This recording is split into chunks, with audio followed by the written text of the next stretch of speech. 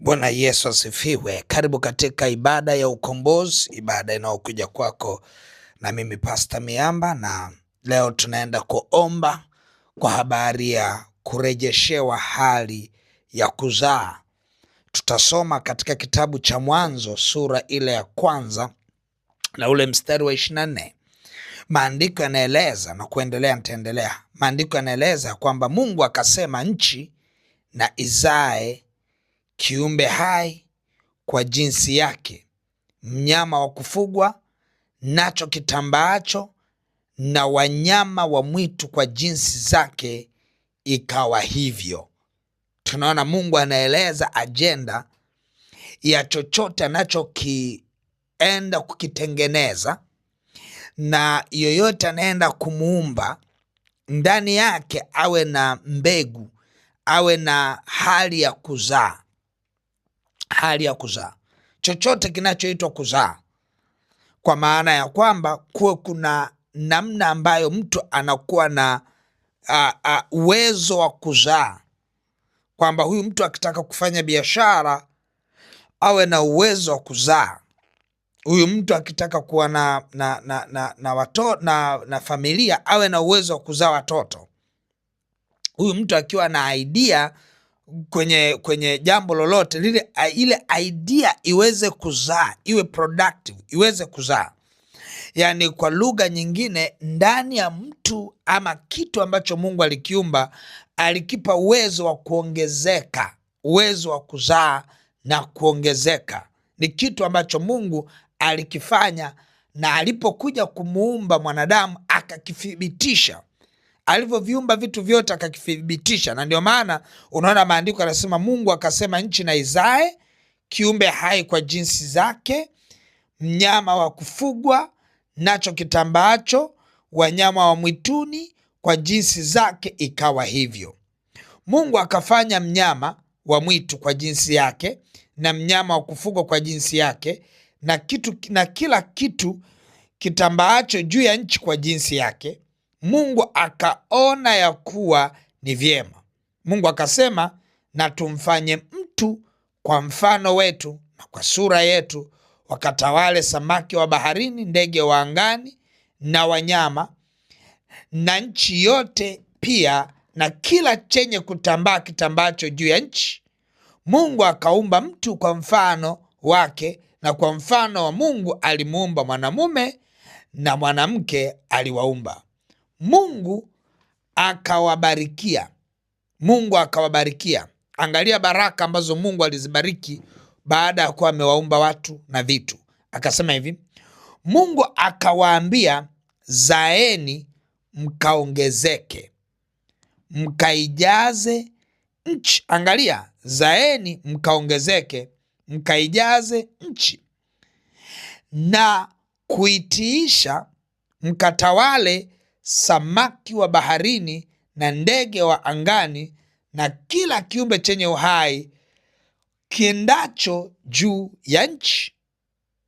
Mungu akasema, tazama, nimeweka kila mche utoao mbegu ulio juu ya uso wa nchi yote, pia na kila mti ambapo matunda yake yana mbegu, vitakuwa ndivyo chakula chenu. Angalia, Mungu anapoongelea kuzaa, alivyovitengeneza vitu vyote, akamuumba na mwanadamu, akatamka baraka, na zile baraka ni za kuzaa. Akasema, akawabarikia, akasema, zaeni, nguvu ya kuzaa, zaeni. Halafu akasema mkaongezeke, mkaijaze nchi. Halafu ndani yake kwenye kuzaa ametupa mamlaka ya kumiliki na kutawala, kwamba tukatawale ndege wa angani, samaki wa baharini na viumbe vyote. Halafu akasema hivi ya kwamba pia nimeweka mbegu kwenye kila kitu. Anasema ya kwamba kwenye hiyo miti, kwenye matunda, kwenye kila mahali nimeweka mbegu ya kuzaa. Kwa hiyo utakapopanda utakutana na mbegu kwenye unachokipanda, kwamba kitazaa. Ukipanda mti kuna mbegu yake itazaa. Mungu anamtambulisha mwanadamu ya kwamba yeye ambaye amepewa mamlaka kuvitawala hivi vitu, kwanza yeye mwenyewe mwanadamu amepewa baraka ya kuzaa, lakini na vyote vinavyozunguka ambavyo mwanadamu anavitawala na vyenyewe vina mbegu ndani yake, kuna kuzaa. Kwa hiyo utakuta ya kwamba wazo la Mungu la kuzaa halikuishia tu kwenye lile wazo. Kulikuwa kuna mafuta, anointing, upako, kuna nguvu akawabarikia wale watu, alafu ndani yake akaweka na mbegu ya kuzaa. Maana yake nini? Upako huo wa kuzaa ndio tunaotakiwa tutembee nao kila mahali. Kila mahali lazima mtu awe na uwezo wa kuzaa, lakini na vyote anavyovimiliki lazima viwe vina mbegu ndani yake ya kuzaa. Kwa hiyo adui akija, ndio ajenda kubwa tunataka kushughulika naye wakati huu. Adui akija anaiba ile hali ya kuzaa. Hali ya kuzaa. Hali ya kuzaa ikiibiwa, tayari imesha disturb, imesha haribu ile asili ya mtu, imesha haribu mtiririko wa Mungu kwa watu wake. Kuna disturbance, kuna kitu kinaharibu ile cycle, ile mzunguko, kwa sababu Mungu ameweka ndani ya mtu kuzaa na vinavyozunguka na vyenyewe vimzalie, kwamba vizae. Sasa kama shetani akija, huwa adui anajua aibe nini. Akiiba kuzaa, ndio unakuta unaishi hapa duniani hauna tumaini. Kila unachokifanya hakimachua, hakizai. Kila unachokifanya hakifanikiwi. Unauliza ni nini hichi kinaendelea? Nataka nikwambie, kinachoendeleaga ni kwamba ile nguvu ya kuzaa imeibiwa. Usipokomboa nguvu ya kuzaa, inamaanisha hutaona mema. Utaishi kwenye nchi ya walio hai, hutaona mema. Utafanya kazi, hutaona mafanikio.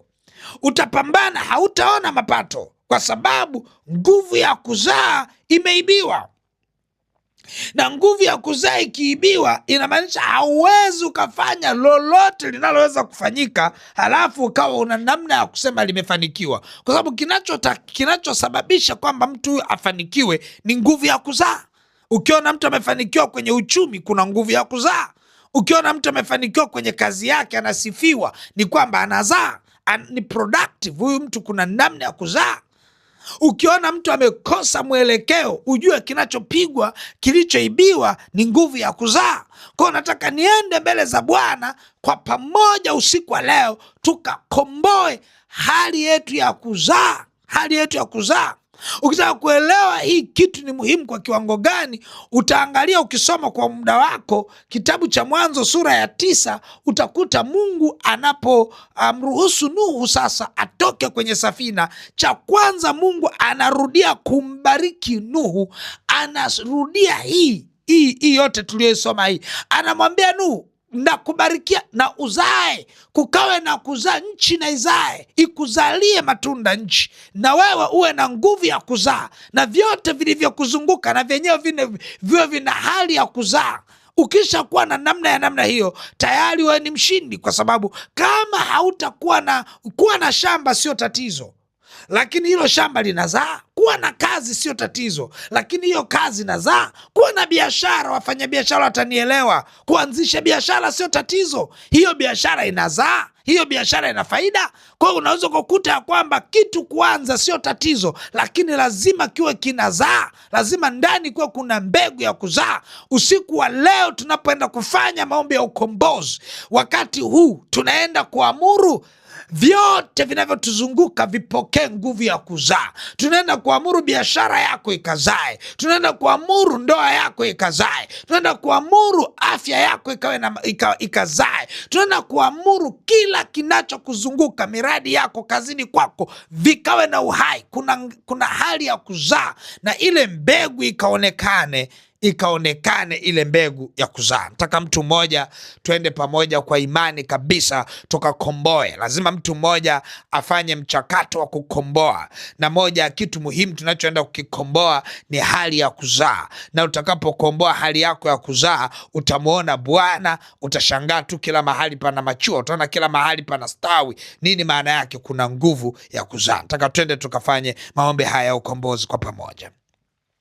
Baba mtakatifu, katika jina la Yesu Kristo wa Nazareti, Mungu liye hai, tunakushukuru kwa neema ya ajabu sana ambayo umeiachilia kwetu usiku wa leo. Tunapoenda kufanya maombi ya ukombozi, tunakomboa hali yetu ya kuzaa, ile hali ambayo katika uumbaji, Mungu liye hai, umeiainisha kwamba ni wazo lako ya kwamba kila kiumbe na kizae. Mungu liye hai, ukasema na nchi pia na yenyewe izae. Mfalme wa amani, tunaomba neema yako ile, Bwana, ulioiachilia wakati wa uumbaji, ulioweka ndani yetu. Kuna mahali adui ameiba nguvu yetu ya kuzaa. Mungu liye hai, kwa maombi haya ukombozi, tunaenda kukomboa hali yetu ya kuzaa kwa jina la Yesu. Ninaenda kukomboa hali yangu na watoto wangu wanaonisikia, hali ya kuzaa kwa jina la Yesu. Familia zikapate nguvu ya kuzaa, biashara zikapate nguvu ya kuzaa, makazini pa watoto wako wakapate nguvu ya kuzaa, kila watoto wako wanachokifanya kikapate nguvu ya kuzaa. Ile ardhi uliyosema ardhi na izae, Mungu liye hai, ninaomba mbele ya mtoto wako huyu, ardhi anayoikanyaga ikazae. Mahali alipo kwenye biashara yake, ardhi ile ikazae. Mahali anapofanya biashara pakazae. Mahali popote anapoenda, anaposimama, anapojiungamanisha, anapofanya biashara, hapo anapoishi, pakawe na nguvu ya kuzaa kwa jina la Yesu Kristo wa Nazareti, Mungu aliye hai, na kwa damu ya mwana-kondoo kukawe na nguvu ya kuzaa. Roho Mtakatifu, asante, kwa maana ile nguvu ya kuzaa inaenda kudhihirika kwa mtoto wako huyu. Tunaita nguvu ya urejesho. Tunarejesha ile hali adui aliyoiba ya kuzaa ndani ya maisha yetu kwa jina la Yesu. Tunarejesha mahali adui ameiba hali ya kuzaa, mahali adui ameiba nguvu ya kuzaa. Tunaita urejesho kwa jina la Yesu. Tunakomboa hali yetu ya kuzaa kwa jina la Yesu. Hatutakaa kwenye uharibifu, hatutakaa kwenye uharibifu wa magonjwa, hatutakaa kwenye uharibifu wa hofu, hatutakaa kwenye uharibifu wa kutokufanikiwa, kwa maana ile nguvu ya kuzaa inarejeshwa usiku wa leo kwa jina la Yesu. Tunakomboa hali yetu ya kuzaa kwa jina la Yesu. Tunaikomboa leo kwa jina la Yesu na kwa damu ya mwana-kondoo. Asante Roho Bwana, kwa maana tayari ile hali imekwisha kurejea. Roho Bwana, asante, kwa maana ndani yangu ninaona kuna mambo mapya yanarejea, kwa maana ile hali ya kuzaa inarejeshwa. Roho Mtakatifu, asante, kwa maana hakutakuwa na mapoza tena, kwa maana ile hali ya kuzaa imerejeshwa katika jina la Yesu. Roho Bwana, asante, kwa maana naona mafuta yakimiminika. Ninayaona mafuta yakimiminika. Natazama, nauliza Bwana, ni nini hiki? Unasema ninarejesha. Mungu liye hai, tunapokea kurejeshewa adui alichokiiba, ile nguvu ya kuzaa adui aliyoiba, tunarejeshewa. Ni usiku wa kurejeshewa, tunarejeshewa katika jina la Yesu. Tunaachiliwa katika hali yetu ambayo Mungu liye hai umeiachilia kwetu ya kuzaa. Baba, ninaomba katika usiku wa kurejeshewa, turejeshewe hali yetu ya kuzaa kwa jina la Yesu. Ninaona vitu vikirejea, ninaona mambo yakirejea, ninaona mafuta mabichi yakitiririka, natazama mwanzo mpya, ninaona mwanzo mpya wa kuzaa kwa mtoto wako huyu katika jina la Yesu Kristo wa Nazareti, Mungu aliye hai.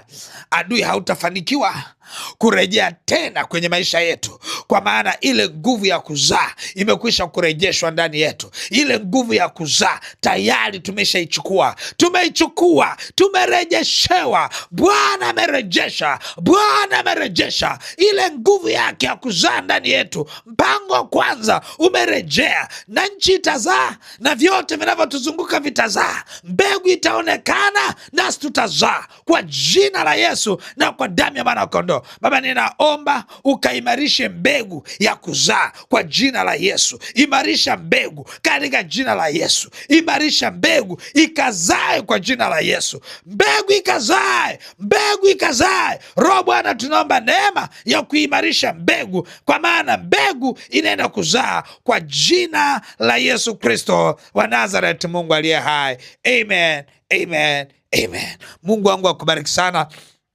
Ile nguvu ya kuzaa imekwisha kurejea, na nguvu zako zitaonekana mahali unapoishi, mahali unapofanya biashara, mahali ulipoajiliwa, kwenye ndoa yako. Tarajia mnamo majira kama haya mwakani utakuwa tayari una watoto, una uzao. Tarajia kwamba mnamo majira kama haya mwakani biashara yako itakuwa imestawi. Utashangaa sana kuona mambo yanastawi sana sana. Kuanzia leo utaona mlipuko. Kuanzia leo hii, angalia, utaona kuna vitu vinaanza kunyanyuka, kwa sababu ile nguvu ya kurejeshewa, ule usiku huu wa kurejeshewa, tayari ile nguvu ya kuzaa imerejeshwa. Utaona kuna mambo mengi yanatokea. Mungu wangu akubariki sana. Basi ni wakati sasa wa ushindi, ni wakati wa ushindi.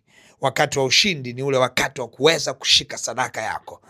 Huo ndio wakati wa ushindi katika maombi haya. Basi utaachilia hiyo sadaka yako ya kuzaa, nguvu ya kuzaa. Utaiachilia kwenye lipa namba M-Pesa ambayo ni 577876 au namba za mawasiliano 0713842123 au 0744982517. Mungu wangu akubariki na uwe na wakati mwema. Amen.